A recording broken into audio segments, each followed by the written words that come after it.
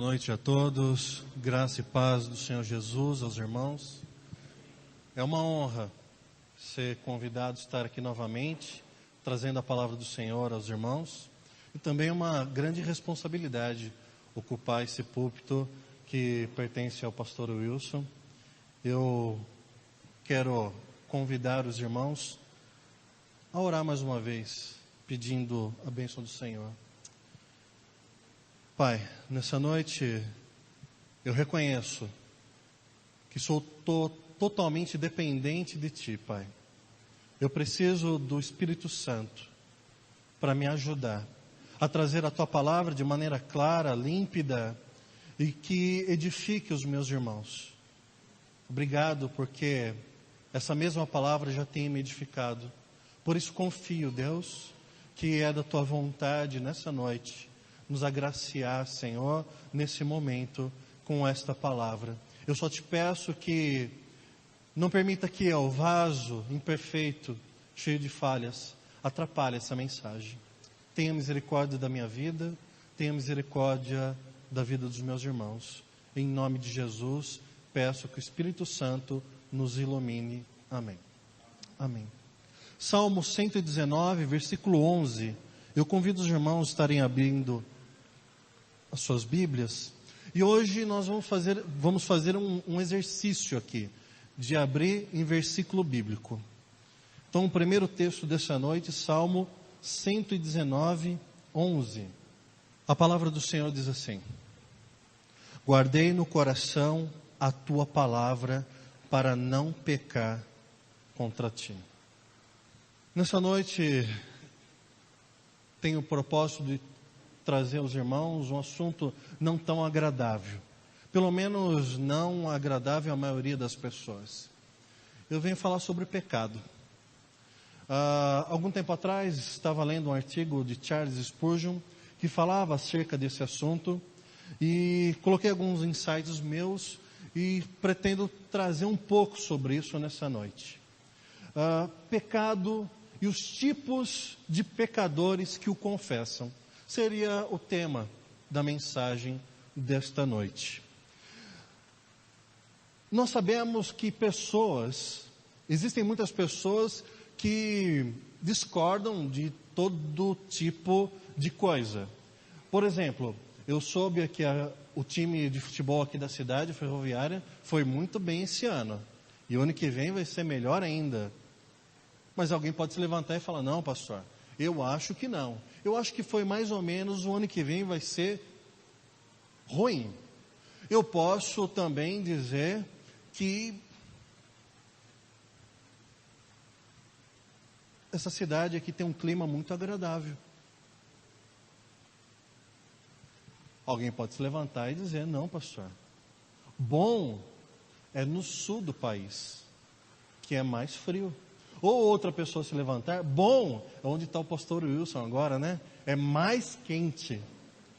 Enfim, a discordância ela pode acontecer em qualquer área da vida, desde o alimento, a cor do carro que se compra.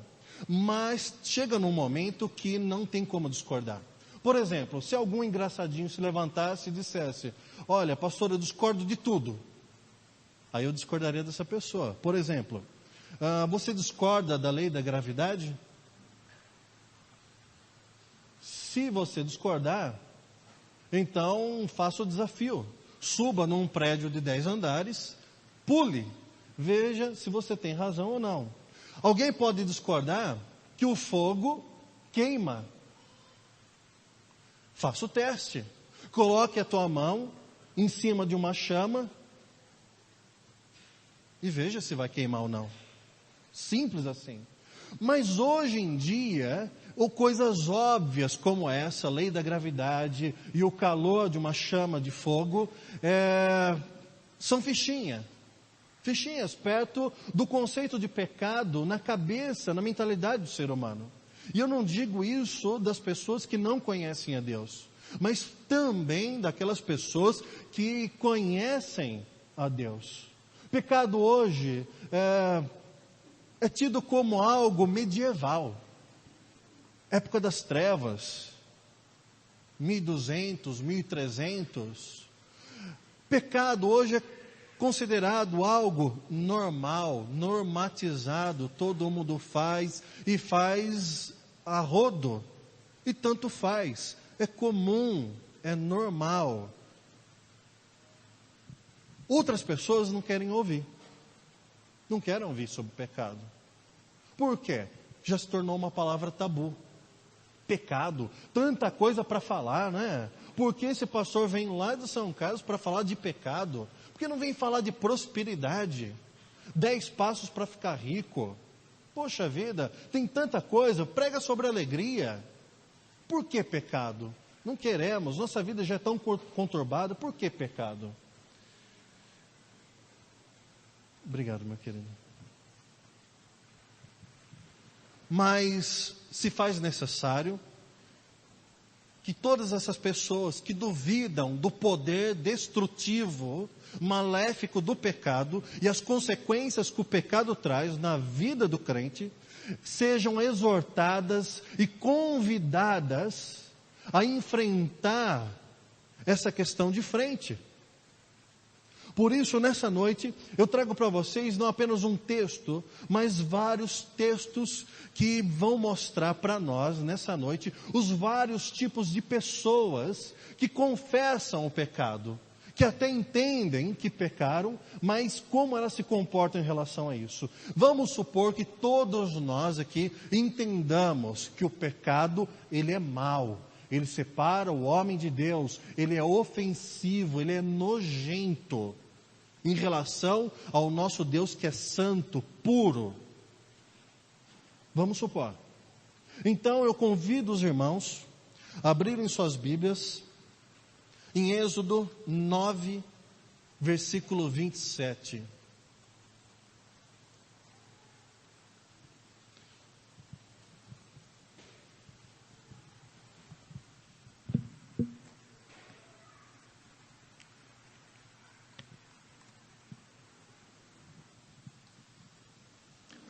Estarei lendo apenas a parte A do versículo.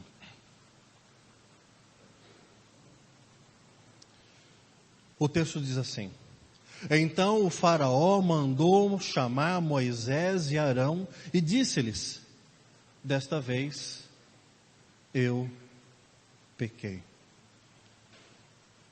Nós já conhecemos um pouco da história de Faraó e Moisés. Nós já sabemos que Deus, através de Moisés, determina que Faraó liberte o povo que estava escravo no Egito para adorá-lo. Nós já sabemos que Faraó não faz isso. Pelo contrário, ele endurece mais ainda o jugo sobre aquele povo, trazendo opressão maior ainda naquela situação já difícil. Mas então Deus começa a enviar pragas, 10. Em determinado momento, Faraó, já assolado pelas pragas, ele diz para Moisés e Arão: Desta vez eu pequei. É a confissão de um pecado, de um reconhecimento de um erro.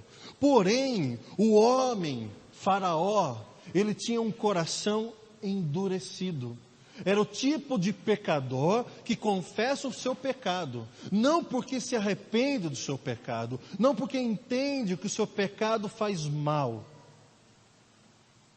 mas ele faz isso porque ele não vê outra alternativa a não ser fazê-lo. É um homem que tem um coração duro, só confessa o seu pecado porque não tem como não fazê-lo. Ele chama Moisés e Arão e diz: pequei. O intuito dele é dizer o seguinte: Moisés, Arão, pede para o seu Deus parar de mandar praga no Egito. Eu confesso, eu reconheço, diz para ele parar. O problema desse tipo de pessoa é que ela não confessa o seu pecado para arrependimento do mesmo. Ela confessa o seu pecado para obtenção de lucro ou de acordo com a conveniência. Meus irmãos, quantas pessoas não confessam seu pecado a Deus e clamam de joelhos: Senhor, eu pequei contra ti. E fazem isso quando estão numa situação insolúvel, não tem volta. Quando um filho está sobre uma cama de hospital, e ali os médicos após dizerem: olha, não tem mais o que ser feito pelo seu filho ou pela sua filha. Então aquele pai, aquela mãe, olha para o médico e diz: como assim? Não tem um remédio, não tem um tratamento? E o médico diz: não tem. A quem recorrer? A Deus. Mas não tem como sermos ouvidos por Deus diante de nós estando uma multidão de pecados. Não tem, meus queridos. Tolo, inocente ao extremo é aquele que acha que chega diante de Deus com uma vida totalmente torta, carregada de pecados, e fala com Deus. É tolo. Deus, Ele ouve aquele que tem o coração contrito, aquele que confessa o seu pecado. Atende à oração, o clamor dos justos. É isso que a palavra nos ensina. Então aquele pai, aquela mãe, no quarto do hospital, diz: Senhor, perdoa os meus pecados. Senhor, salva o meu filho. Salva a minha filha. Permita que essa criança se levante desse leito. E então, Senhor, eu te servirei. Eu te servirei, mudarei a minha vida, Senhor. Eu farei a tua vontade. Eu buscarei a tua face. A minha vida de pecado será banida daqui para frente. Andarei nos teus caminhos e de maneira correta na tua presença. Contanto que o Senhor salve o meu filho, salve a minha filha. Quando um pecador se vê sem saída, entre a vida e a morte, promete mundos e fundos a Deus. E promete. Mas Deus, na sua misericórdia, salva a criança, levanta o moribundo, livra a pessoa da tribulação. E imediatamente aquela pessoa se esquece de tudo que prometeu a Deus. E se ela tinha uma vida cheia de pecado, depois que confessa, como o Faraó confessou, o seu coração endurecido se torna pior ainda. Assim aconteceu com o Faraó. Liberta, mas não liberta. Permite que saia, mas manda os carros para persegui-los no deserto. Eis o coração endurecido do pecador que confessa o seu pecado, mas não se arrepende. Quantos de vocês nessa noite já fez alguma oração desse tipo que acabei de dizer? Quantos de vocês prometeram, consagraram a vida de seus filhos, consagraram as suas vidas no serviço de Deus, nos caminhos do Senhor, mas no primeiro momento de tribulação, vocês se esqueceram completamente de Deus Todo-Poderoso e do seu compromisso feito com Ele? Porque se esquecem do poder do pecado em suas vidas, corações duros. Eu espero que não seja o caso de vocês nessa noite, que não sejam vocês pessoas de corações duros. Convido os irmãos a abrir em Números, capítulo 22, versículo 34.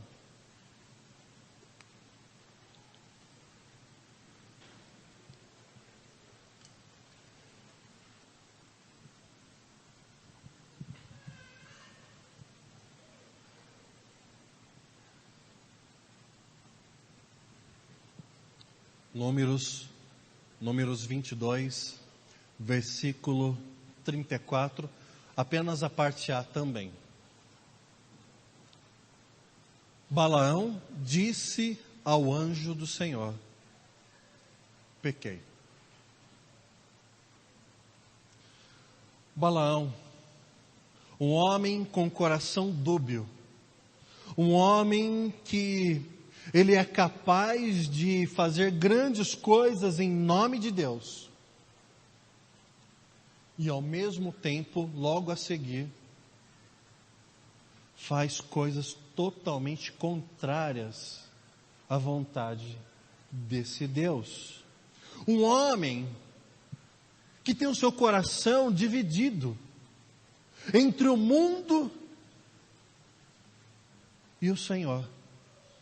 A história de Balaão nós já sabemos, um profeta que foi contratado por Balaque para amaldiçoar o povo de Deus, o povo de Israel.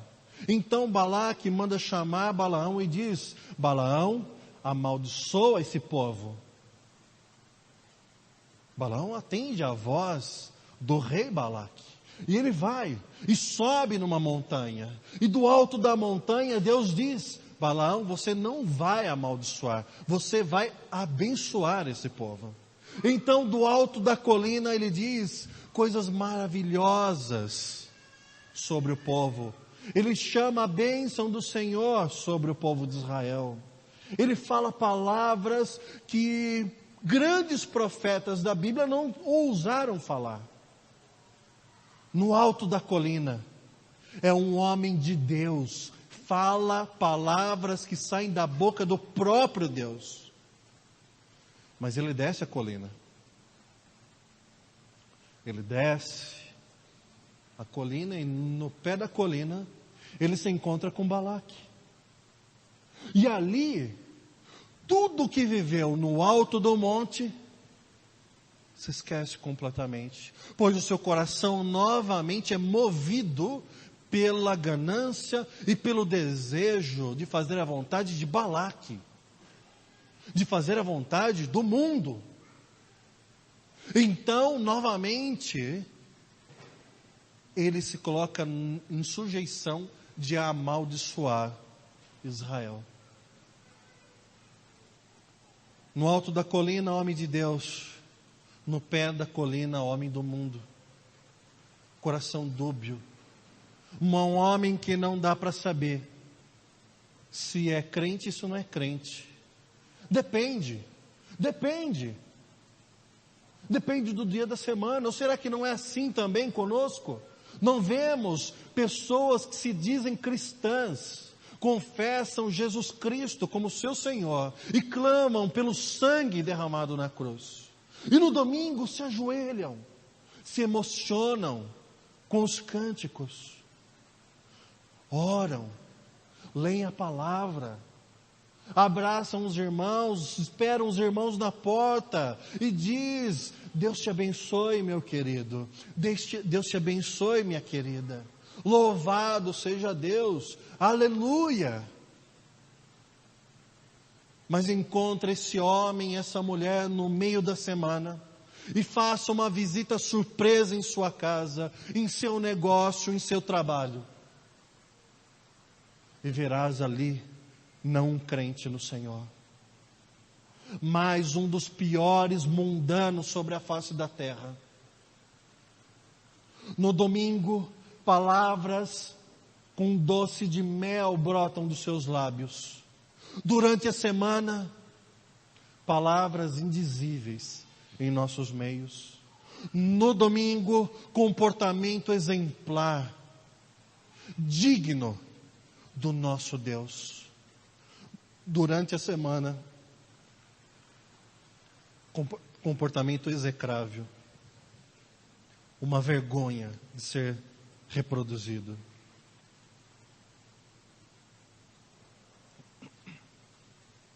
E tudo isso por quê? Porque tem um coração dúbio, um coração um pouco no reino, um pouco no mundo.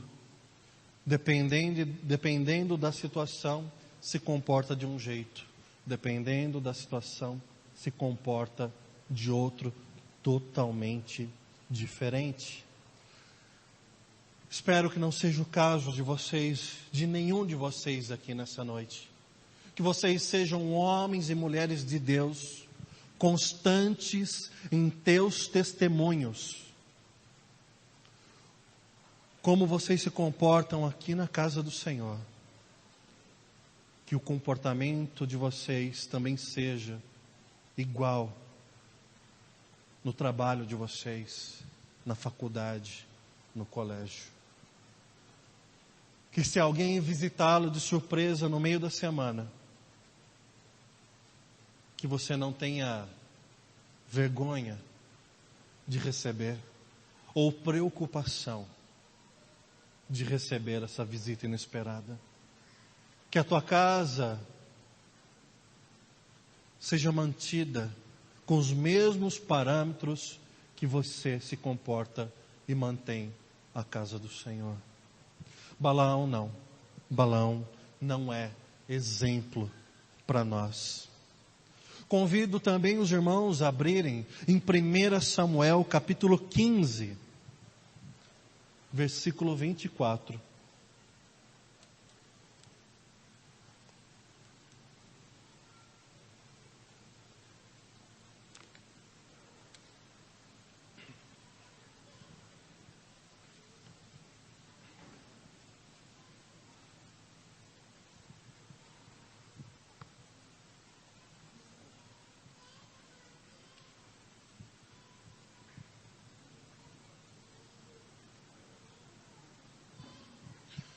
O texto diz assim: pequei, disse Saul, violei a ordem do Senhor e as instruções que tu me deste. Pequei.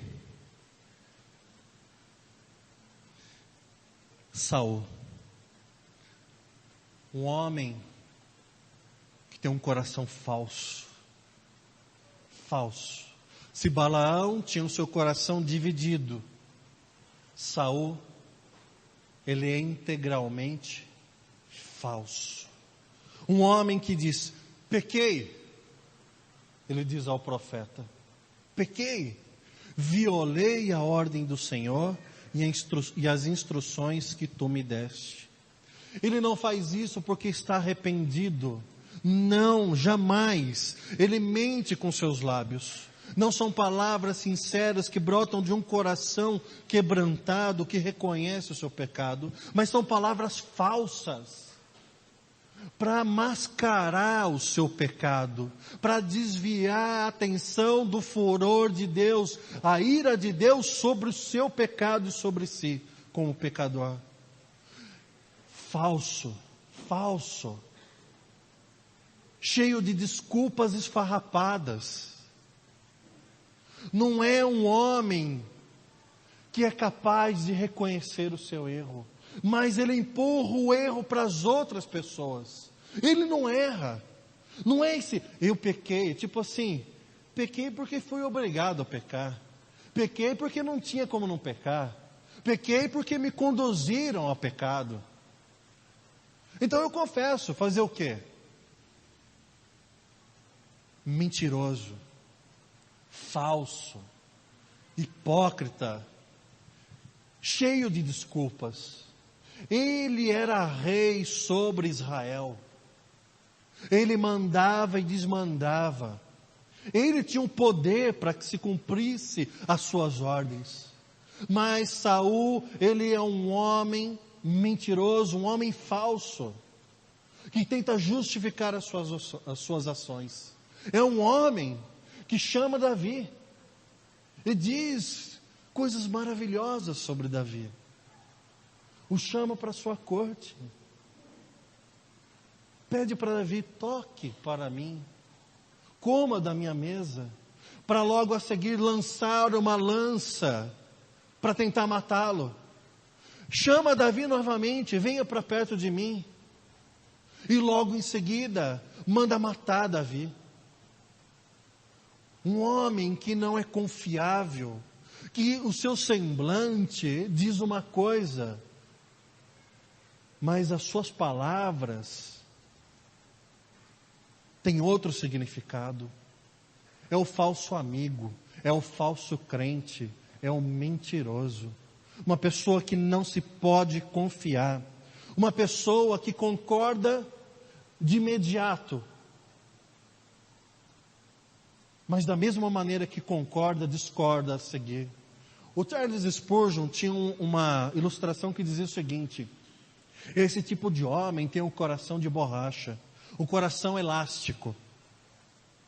Quando uma pessoa aperta o coração desse pecador, o coração dele fica conformado conforme a exortação do mesmo. Mas quando a exortação passa, o coração volta novamente ao seu estado original de falsidade. Sou pastor há 15 anos. Quantas pessoas em meu gabinete já tive o desprazer de exortar. E aquela pessoa diante de mim, orando comigo ao Senhor, diz: pastor, o senhor tem razão. Eu concordo com tudo que o senhor está falando. Realmente eu tenho que mudar o que eu estou fazendo, eu tenho que mudar a minha vida, eu tenho que rever os meus parâmetros, eu tenho que dar um jeito, pastor, o senhor tem razão. E aquela pessoa ali concorda com tudo o que eu falo, concorda com tudo que a Bíblia indica.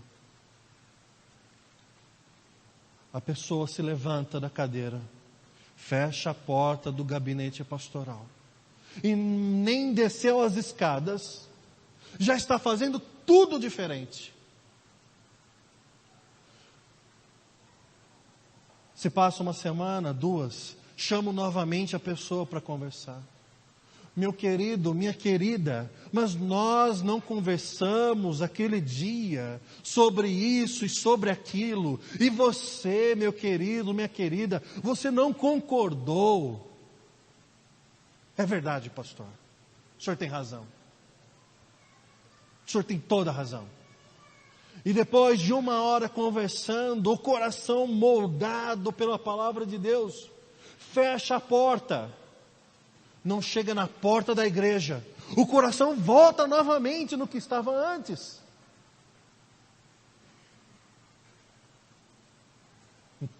Falso.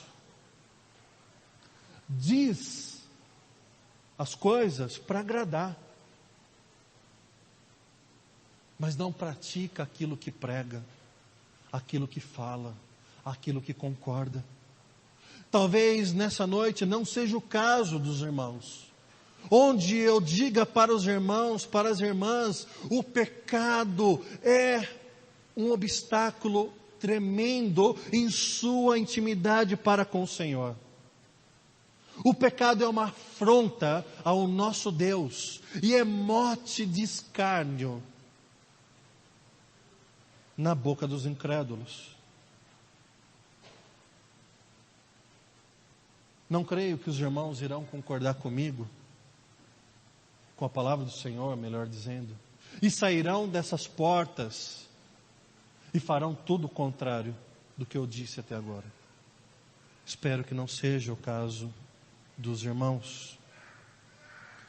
Não chorem lágrimas de crocodilo diante de Deus, porque Ele conhece o coração de cada um de nós.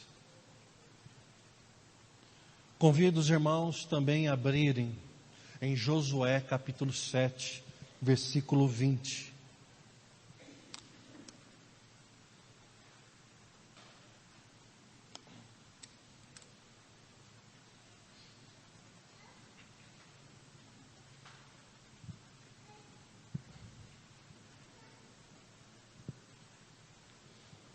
Josué, capítulo 7, versículo 20.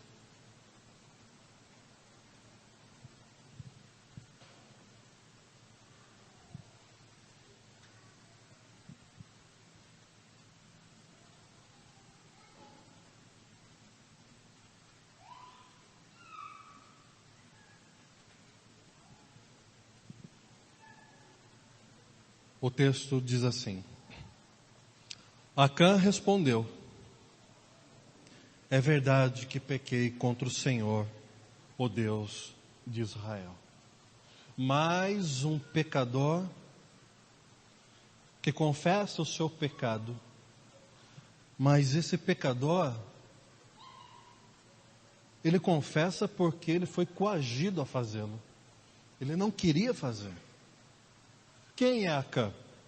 Acã, soldado do exército de Israel, cujo Senhor mandou que destruísse o exército inimigo.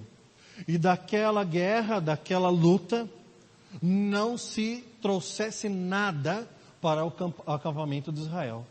Nem animais, nem objetos, nem ouro, nem prata, nada. Acã, no meio da guerra, ele encontra uma capa linda, babilônica. Espetacular a capa. Ele acha um dinheiro também. E ele tem uma ideia brilhante. Eu vou pegar essa capa, eu vou pegar esse dinheiro, eu vou levar para a minha tenda, e lá na minha tenda eu vou fazer um buraco.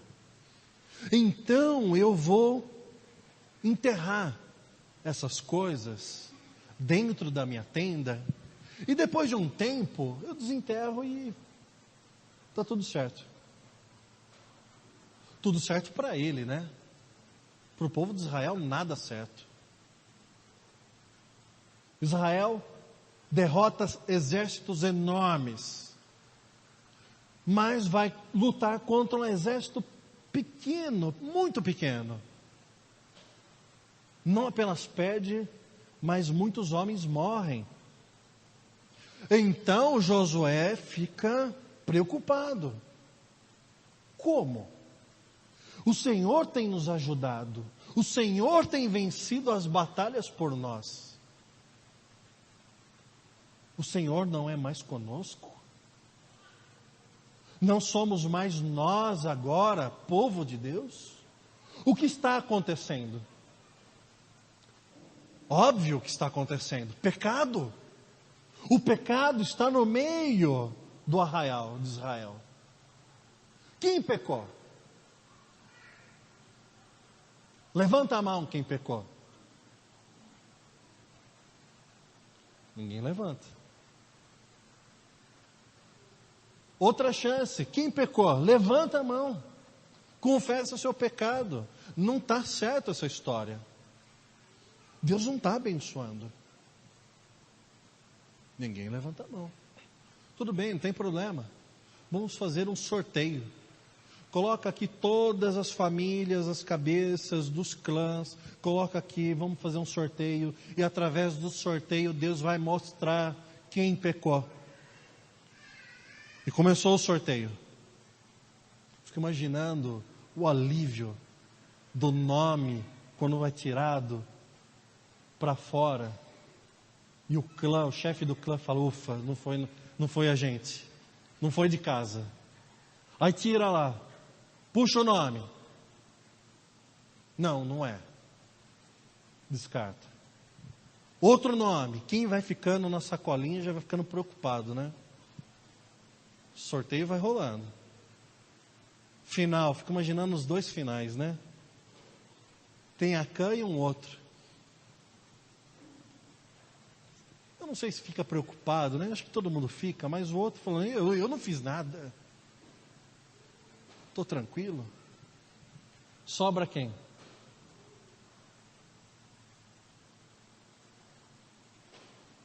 Josué diz: meu filho, chama de filho. Filho meu. Diz aí. Confessa. Abra o jogo. Olha para trás. Não tem mais ninguém. Só sobrou você.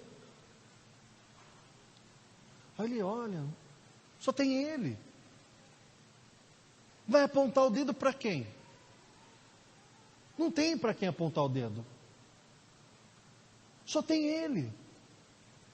Então, Ele faz o óbvio. O óbvio. Não é que nem aquele político que diz, essa assinatura que eu assinei não é minha. Não tem como não fazer, não tem como fazer igual. Ele fala, pequei. É verdade que pequei contra o Senhor, o Deus de Israel. Então ele confessa o seu pecado. Ele fala, eu peguei a capa, enterrei lá na tenda. O resultado a gente sabe. O que aconteceu com ele. Se não sabe, em casa, leia durante a semana Josué. Confessa o seu pecado porque foi pego em flagrante. Não é porque está arrependido. Não é. Talvez, se Deus não tivesse feito o que fez, 3 meses depois ele estaria com a capinha babilônica lá no pescoço, nas costas.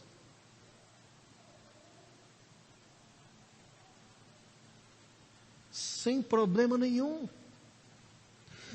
Gente, o nosso país está numa lama. E não é a de Mariana lá da represa, não.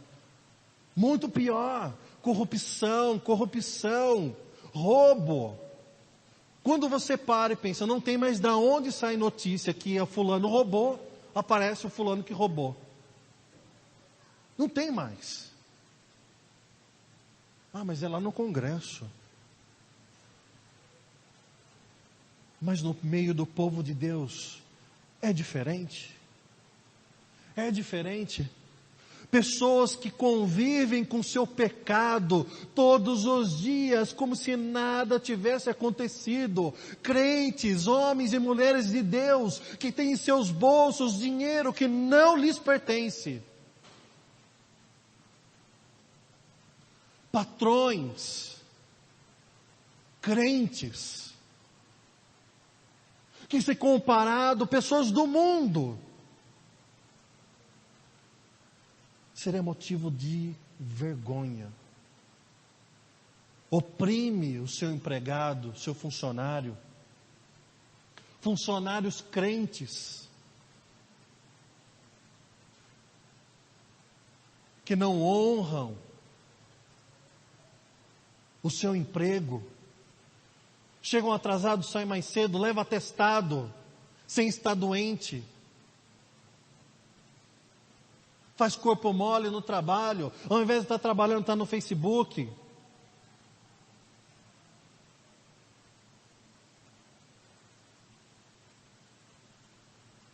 Mas não vem pecado em nada disso. Nada é pecado para essas pessoas, nada. Olha, pastor, eu não dou o dízimo porque é o seguinte, tem todas as justificativas de não dar o dízimo, de não pagar os impostos, de não cumprir com o seu papel de funcionário ou de patrão. Tudo para ele é normal. E aí quando confrontado diz, mas todo mundo faz.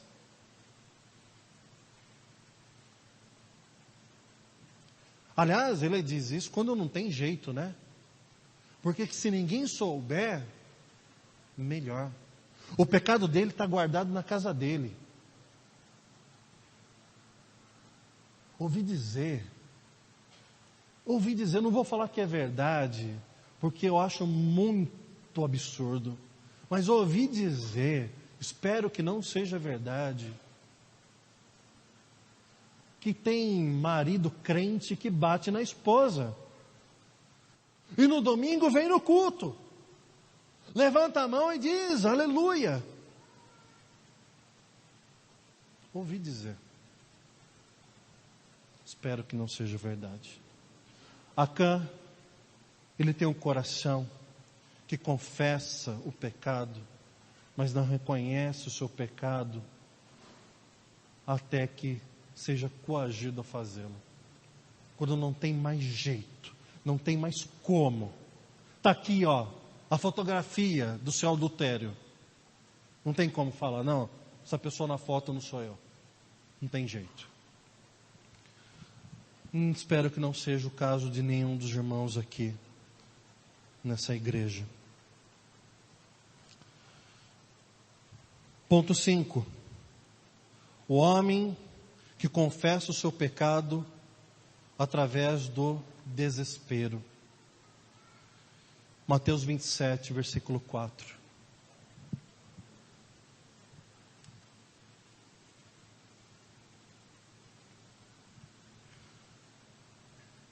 Isso daqui vai ser fácil de identificar.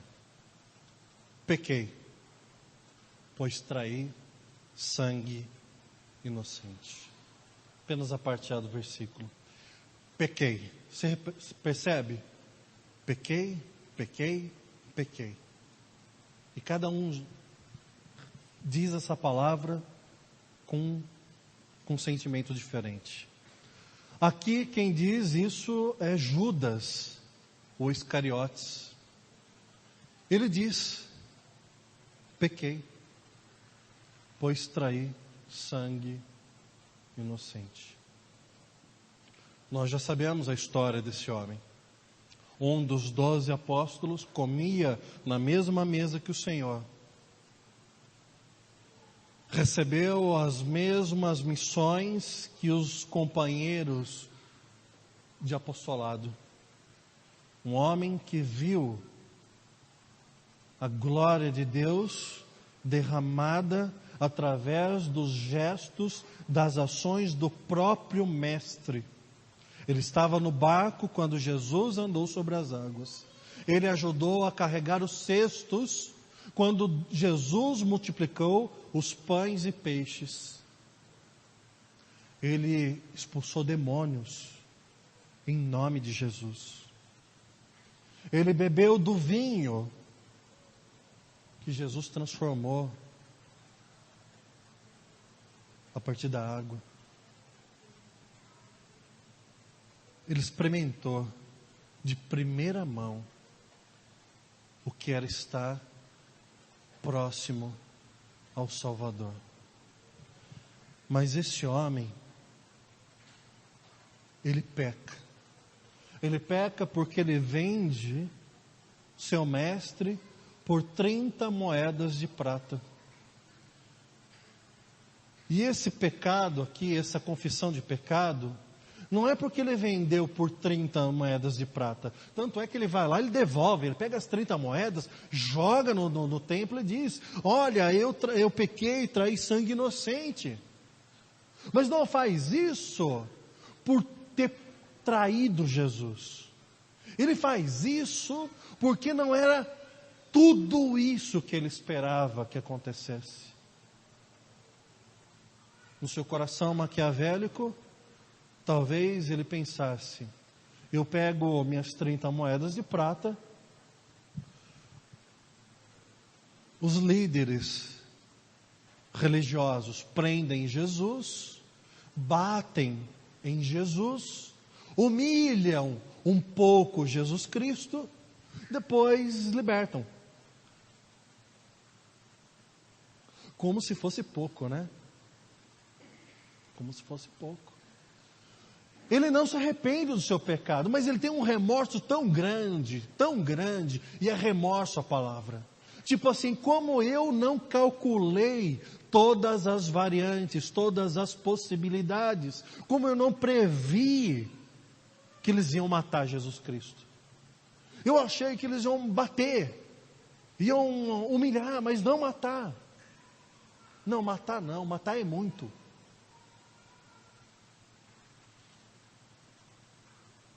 Confessa seu pecado na hora do desespero, quando vê que fez bobagem e fez bobagem das grandes. Não confessa o pecado porque se arrepende do seu pecado. Confessa, diz: pequei, mas no seu coração está dizendo o seguinte: se eu pudesse voltar no tempo, eu pensaria num plano melhor. Não é aquele que diz: se eu pudesse voltar no tempo, eu não pecaria. Mas se eu pudesse voltar no tempo, eu pedia 50 moedas de prata e colocava uma cláusula: não matar.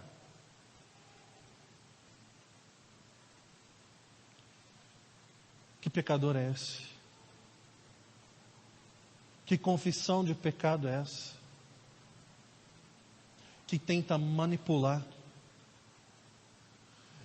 E é tão É tão comum nos dias de hoje, pessoas tentando manipular o sobrenatural.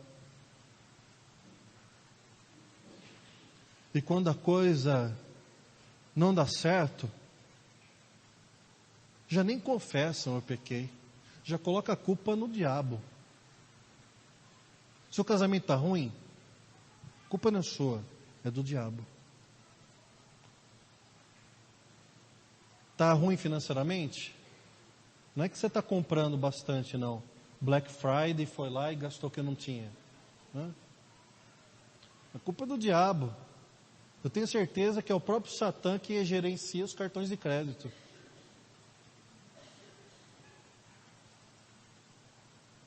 Aí o nome vai para o SPC, Serasa e mais não sei o que lá.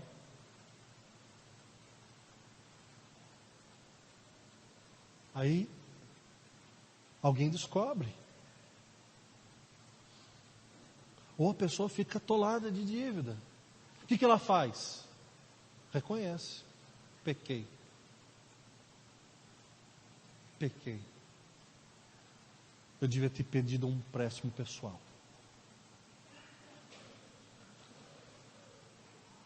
Eu sei que não é o caso de vocês. Pecadores que reconhecem o seu pecado no momento de desespero. Quando o armário já está vazio, então não tem o que fazer, aí fala: pequei. Vou precisar de uma cesta básica da igreja. Salmo 32, 3. Vamos melhorar, né? O tom de pecado aqui está meio down, né? Está meio para baixo. Vamos melhorar aqui essas confissões de pecado. Salmo 32, versículo 3.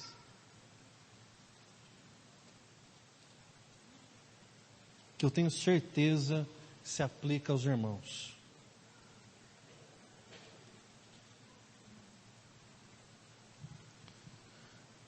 Davi. Eu vou ler o 4 e o 5 também. Salmo 32, versículo 3, 4 e 5.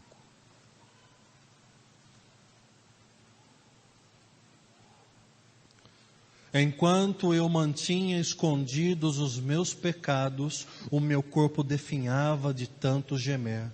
Pois dia e noite a tua mão pesava sobre mim, minhas forças foram se esgotando como em tempo de seca. Então reconheci diante de ti o meu pecado e não encobri as minhas culpas. Eu disse: confessarei as minhas transgressões ao Senhor, e tu perdoaste a culpa do meu pecado.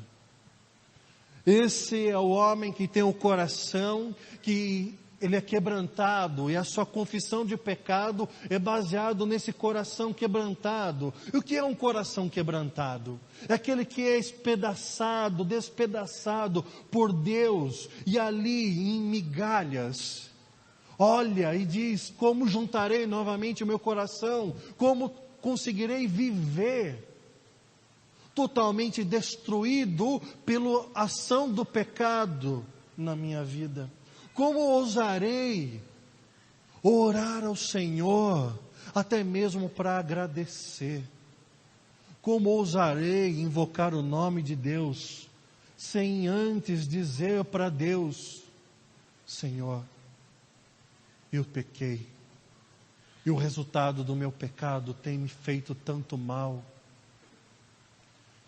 Como se eu tivesse envelhecido, os meus ossos tivessem ficado fracos, eu mal consigo caminhar no meu dia a dia. Senhor, eu pequei, enquanto não confessei o meu pecado ao Senhor, o meu dia não tinha cor, a comida que eu ingeria não tinha sabor, eu não tinha alegria em nada, eu não tinha prazer em assistir um filme, eu não tinha prazer em conversar com os amigos, eu não tinha prazer em nada na minha vida, porque o meu pecado era como um peso sobre as minhas costas, e era tão pesado, tão pesado, tão pesado, que eu já não estava mais caminhando, Senhor, eu estava me arrastando nessa vida.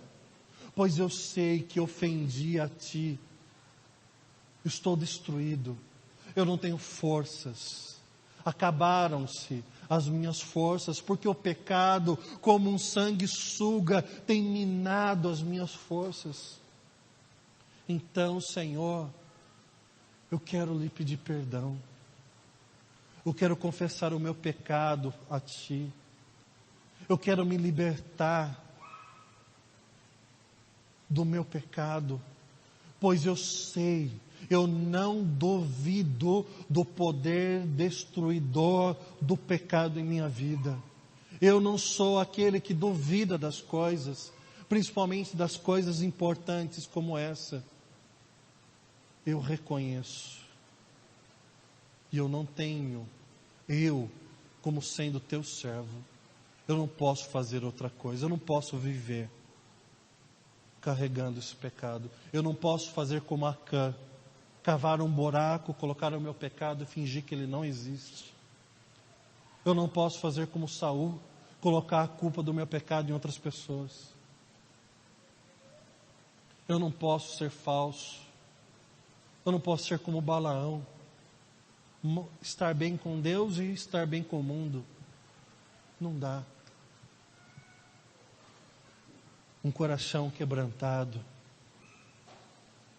Eu espero do fundo do meu coração que esse é o exemplo aplicável na vida dos irmãos aqui nessa igreja. Atire a primeira pedra quem nunca pecou. Então é aplicável a todos vocês, é aplicável a mim. E quando eu peco, quando você peca, que tenhamos o coração quebrantado de Davi e amargamente, chorando não lágrimas de falsidade, mas de arrependimento sincero e com um pesar profundo, com a boca no pó, clamar: Senhor, perdoa-me, eu pequei contra Ti. E por último, Lucas 15.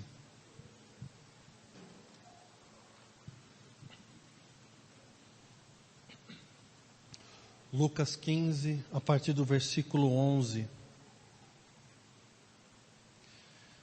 Eu creio que esse seja o melhor exemplo, ou um dos maiores exemplos. O homem de coração transformado, que confessa o seu pecado com o coração transformado. A palavra do Senhor diz assim: Jesus continuou: um homem tinha 2 filhos. O mais novo disse ao seu pai: Pai, quero a minha parte da herança. Assim ele repartiu sua propriedade entre eles. Já se localizaram a história, né? Filho pródigo. Agora vão lá para o versículo 18.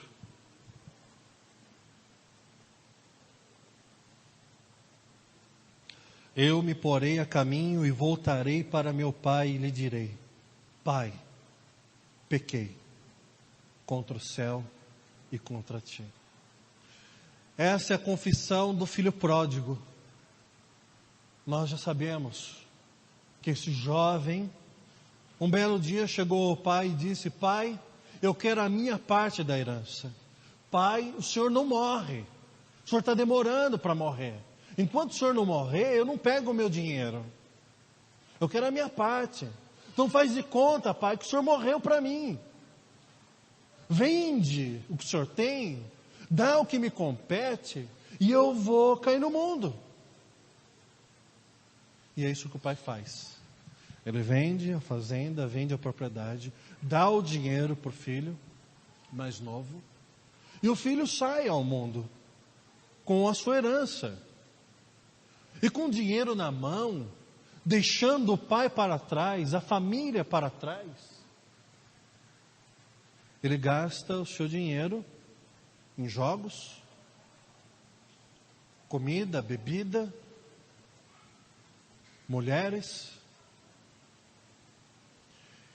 ajunta em torno de si um grande número de pessoas e ali se diverte a valer. Mas um dia o dinheiro acaba. Um dia o dinheiro some de suas mãos. E aqueles que sentavam à mesa com ele já não se encontram. Ele pede ajuda, mas não tem quem o ajude. Aliás, até tem. Tem um que diz o seguinte: vá apacentar os meus porcos. Ele, que na casa do pai, tratado como um príncipe, agora se vê sem um tostão no bolso e pegando o trabalho mais humilhante. E sendo ele um judeu, absurdo, imundo, não apenas pela sujeira do chiqueiro, mas pela representatividade do animal. Mas não tem escolha. Ele vai e apacenta os porcos, mas mesmo ganhando aquele salarinho michuruca, como apacentador de porcos, não é suficiente. Não dá para chegar no final do mês almoçando e jantando todos os dias. É tão pouco que ele tem o desejo de comer as alfarrobas dos porcos, a comida, a lavagem dos porcos. Porém, não lhe é permitido fazer isso. Então,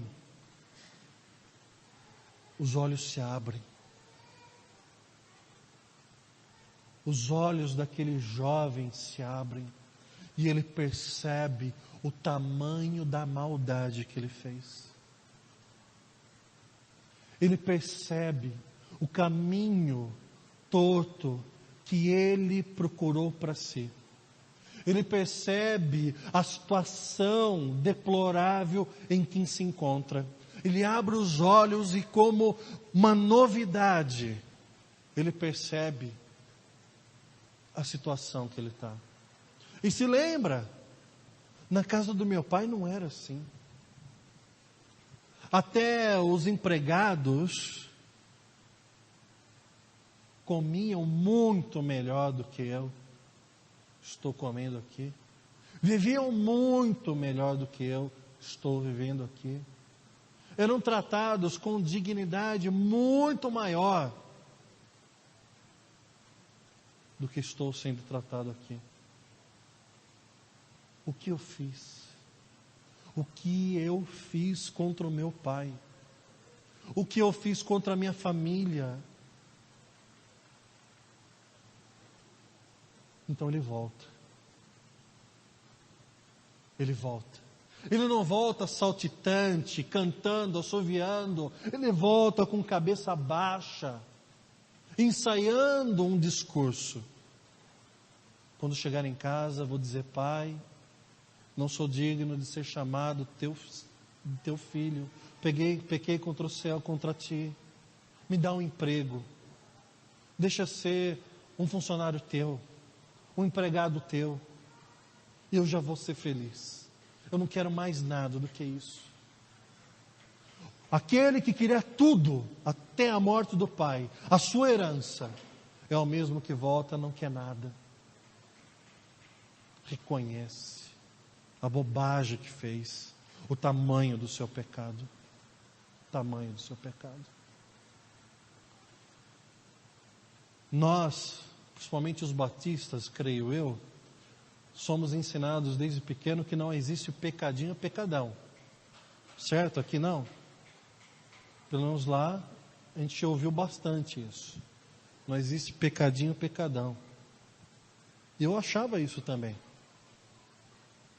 Pecado é tudo igual. Pecado é pecado. Mas as consequências, meus queridos, tem pecado que Deus abomina.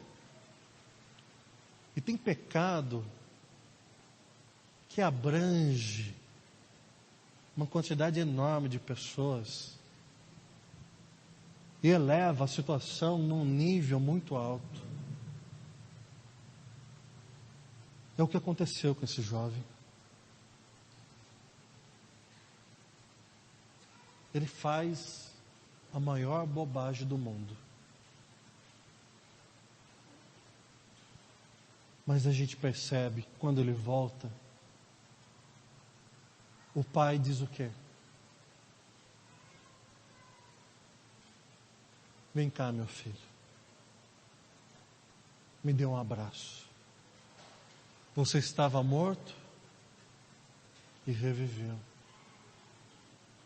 Seja colocado em seu dedo um anel, em seus pés um calçado.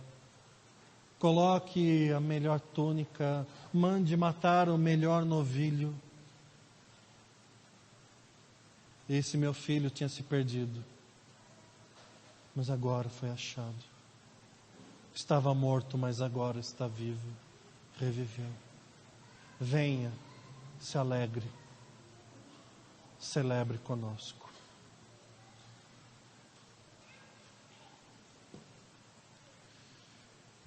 Coração transformado.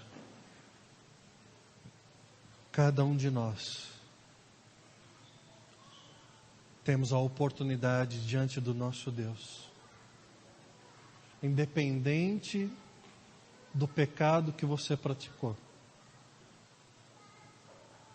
Você pode hoje, nessa noite, nesse momento dizer: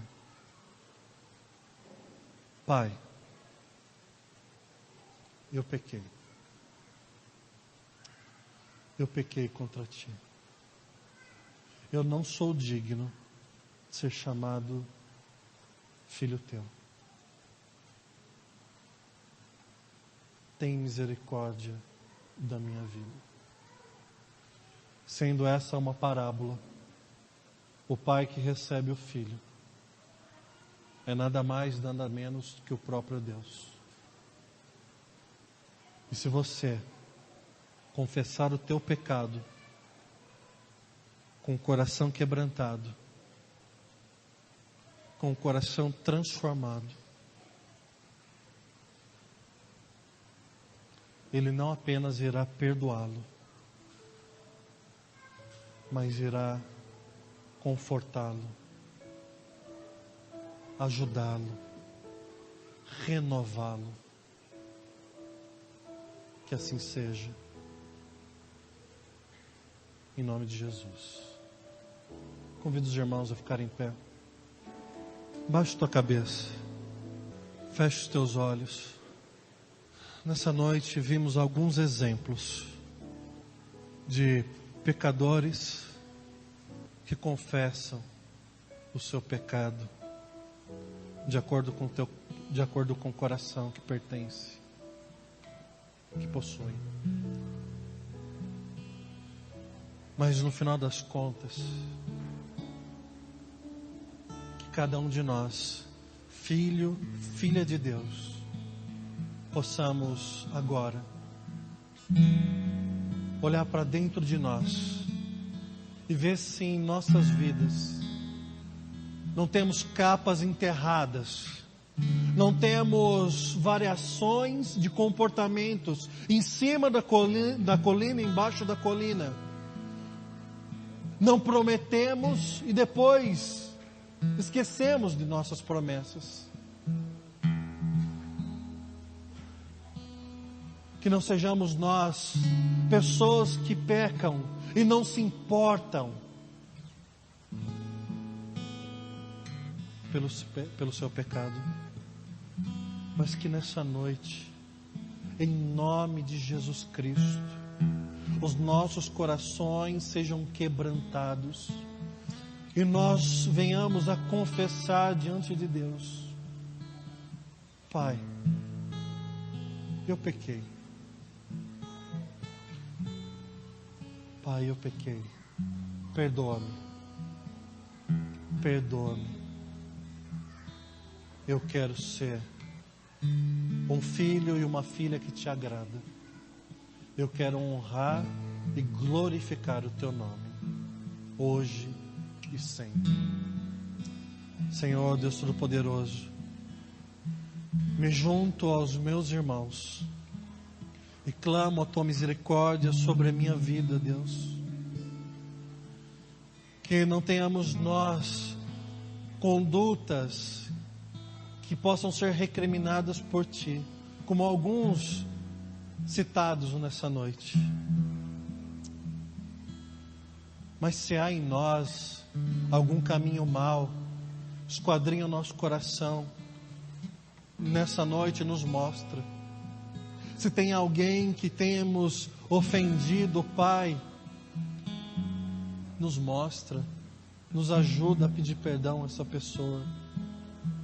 Que o fruto do arrependimento é a mudança de vida, seja vista em nossas vidas, em primeiro lugar por Ti. E que nossas vidas sejam testemunho, não apenas para os nossos irmãos, mas principalmente para aqueles que não Te conhecem. Pai querido, transforma os corações duros,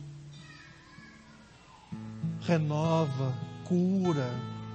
O Senhor sabe quais são as necessidades, mas acima de tudo, que nós saiamos aqui da Tua casa leves,